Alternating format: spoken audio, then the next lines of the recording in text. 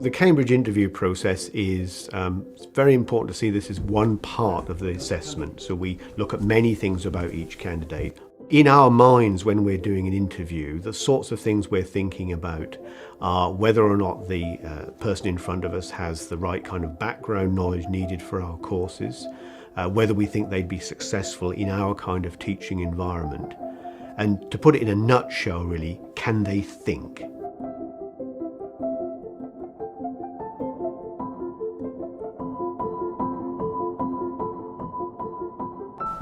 Hello. Hello. Hi. Let's take a seat. Hi, I'm Nick. Nick Nice Cutler. to meet you. Hello there. Just as we start this interview, I want to give you a bit of an outline of what's going to come next. So we're going to start off with a question from Nick, and then we're going to talk a little bit about some unseen material. At the end of the interview, there'll be some time for you to ask any questions. If you have any, you don't have to have any. If there's anything that we say that doesn't make sense or that you'd like us to repeat or rephrase, please do just say. We'd be more than happy to do that. Okay? And we will make notes as we go along as well. Please don't be thrown by that. Okay? You shouldn't be surprised to find those interviewing you are taking notes during the interviews. This is because they need to remind themselves of topics which have been covered, both during and in subsequent discussion of the interview performance. What we're expecting out of students in those interviews is firstly that they are listening really carefully to what they're being asked. And we're interested to find out how people are thinking. So in their responses, if they can take us through their own thought processes, then that's great, because it means that we can see how they're exploring those ideas. We'll start off, Harrod, by talking to you about the essays that you've sent in, and then we'll move on to one or two other topics that come out of your personal statement as the interview goes on. In one of your essays, you were talking about the theory of functionalism, that things are kind of designed for purpose. In your archaeological or anthropological reading, have you come across that as an idea, as a sort of a school of thought? Yeah, I've definitely come across that idea, comes across a lot actually. And there's definitely interlinkings between sociology and especially social anthropology and that idea. Like society works as a body through the organs. It's not necessarily something I believe in. I don't think the problem with these kind of broad theories that is they generalise too much, I think, and there are too many exceptions. In the arts and social sciences, we will often make use of a student's UCAS personal statement and their supplementary questionnaire that they fill in specifically for Cambridge. We're not evaluating the quality of their writing in the statement. We're asking them to say some more about things they have told us about themselves, about their extracurricular academic engagement, and about their interest in the subject that they want to read. And Harrod, I was interested to see that in your personal statement you mention archaeology and that you've been doing some things in that field after you've finished your A-levels. Can you tell me a little bit about what you've been doing and how you've been exploring that area? I think with archaeology I've been trying to build up a broad, like a basic kind of foundation knowledge because I've never studied it. My interest started in programmes about Egyptology and seeing exhibitions of that sort in places like the British Museum. That kind of sparked my interest, so I wanted to try and understand that more by reading an introductory book. For a technical interview like natural sciences or engineering or mathematics, then what we're looking for is how teachable they are. We're looking at how interested in the material they are, how they can take an idea and develop that, even if it's something that they perhaps haven't necessarily seen before. So it's going to start by sketching a function, and the function that I'm going to write down you've probably not seen before, but I'm fairly sure that you've all seen the pieces of that function. Okay. So if I write down the function is y is equal to sine x divided by x. Okay? And what I would like you to do is sketch the behaviour of that function between minus 2 pi and 2 pi. And so if you can sketch some axes for me and give that a go. First of all, I'm going to start and get some of the main points that I need to work out. So I'm going to start with x is equal to 0. Okay, so if I can just stop you there for a second, because x is equal to 0 is a little bit tricky. So choosing some points is a good idea, absolutely, Yeah. but we might just come back to that one. So are there any other points that you know the values of? Pi is a fairly good one. Okay. So sine of pi will be 0, and so 0 divided by pi is 0. Excellent.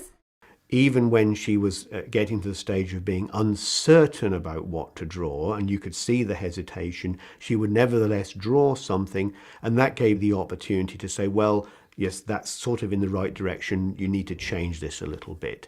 So that would be... Yeah, have a scribble if it helps. What was this one? That was 2/3. What's this one? That's minus 2/3 of pi. Oh yeah. So that'll be more like minus 2/9. Yeah, good. So it'll be a lot smaller. If candidates are very hesitant and very unwilling to write things down or say things, it's very difficult for us to help them. So keeping the dialogue going is very, very important. And I think Hannah was very good at that. The questions we ask at interview are designed to push the candidates and to make them think hard. What you hope to do is to start with something which they will be able to answer, but to get progressively more difficult as you go through the problem.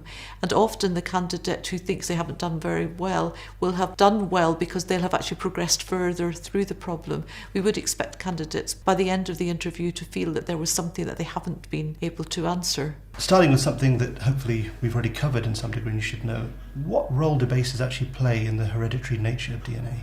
A triplet code, so 3 bases together code for 1 amino acid, and then different combinations of those codons in DNA build up a chain of amino acids and code for proteins. Okay, so why is it 3? Why is the codon made up of 3 bases? Why not just 1 base?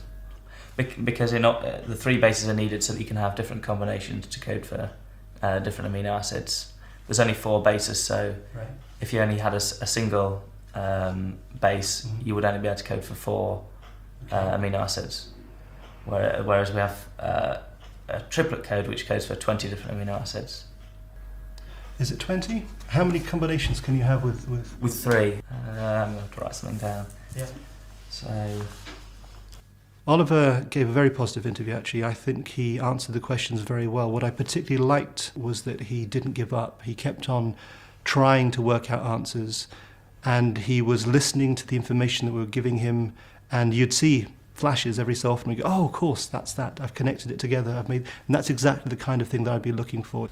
Well, let's think about this. If you have one base, you can obviously code for, as you said, 4 different amino acids, right? So you could have A, T, G, C. If you now have 2, what's the combination? So I've got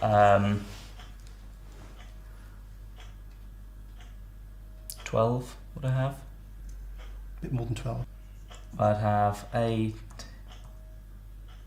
Oh, and AA, right, so I could have 16. 16, okay. Yeah. So when you have a triplet, what can you get? So I've now got 64. 64. Yeah. So can 64 code for 20? It could code for 64 different amino acids. It could do up to 64 right. potentially, couldn't it? Yeah.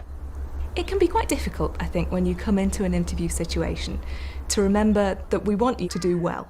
So if you can take a moment to gather your thoughts and make sure that you understand the question that's being asked of you and what you want to say in response to that, you look as though you've kind of got a sense of what it is that you're trying to say in response to the questions. And I think Natalie handled that really well. She took a few moments to reflect and she thought about the kinds of things that she was interested in without ever dodging the question. She always talked about relevant material, but she did it in a way that I think allowed her to express her own interests in the subject. This shows you total fertility rates by NUTS2 regions in Europe, and it's averaged between 2006 and 2008. Okay. So I just want to start off really by asking you if you could describe the pattern that you see there. So I can see that in West Europe, the fertility rates are generally high, well higher, but within each country there's variation. So why do you think the patterns might look the way they do, particularly in Western Europe, which you identified immediately? I'd say cultural factors play quite a big role, so the expectations of how big families could be.